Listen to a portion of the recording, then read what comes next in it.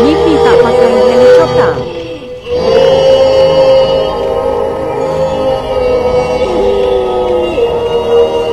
Kenapa kat sini jadi tempat bos?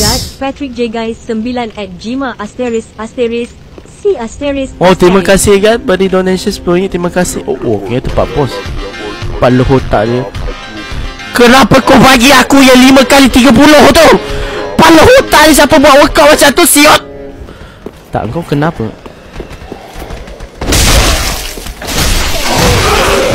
Bapu sakit, siot. Kau dulu. Lalu kat atas. Enjoy Zam. Kenapa kau macam anjing? Okey ngam. Lalu kat atas. Lompat. Mana api? Masalah banyak kali siap dia lompat. Aku tak suka siap movement. Ambil tu. Apa benda tu? Aku tak nak tekan benda tu tau sebenarnya. Yang lompat. Yang apa tu, yang terajang. Ada jalan.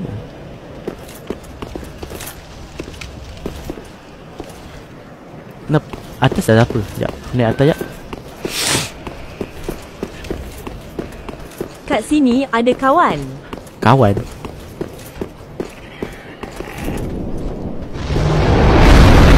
Surprise apa? Iya! Rupanya bunyi jerit benda tu ke? Rupanya bunyi jerit naga tu ke?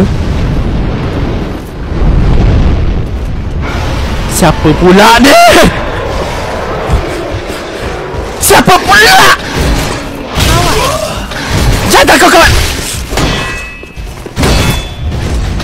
Kuat naik tu. Babi ada 2 enemy. Aku kena gambling. Terhibur. Tapi memang kena lalu atas kalau nak buka pintu belakang. Boleh aku tumpang lalu? Terima kasih. Janganlah. Lari dulu. Kawan tu. Oh, babi aku. Kena lalu kat naga tu.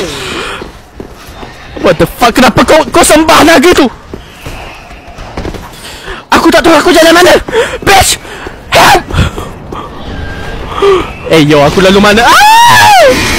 What the fuck is that? Aku lalu mana? Aku tak tahu jalan. Jangan kerja aku, boleh tak? Babi sakit! Tumbang tu di fake upgrade itu. Kau bersama! Turun bawah lari terus. Very difficult to play. Naga tu Zam. Nyawa mati.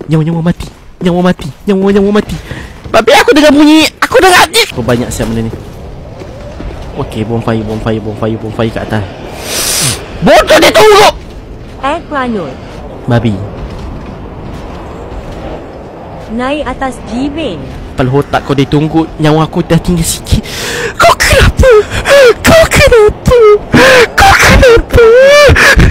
Aku nak naik. Bagi aku naik. Aku nak berbayar ni. Please Mish. Aku nak naik. Aku nak berbayar. Nyawa si puja tu. Tolong. Are you crying?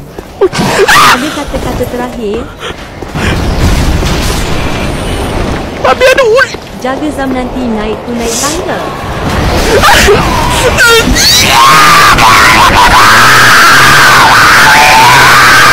Hahaha, jenuh nak run baik.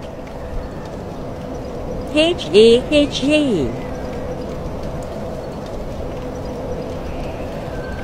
1.7k je tu Zam. Pening member. Berdekah aku Bane. Someone go check on him. Kena sawan depa.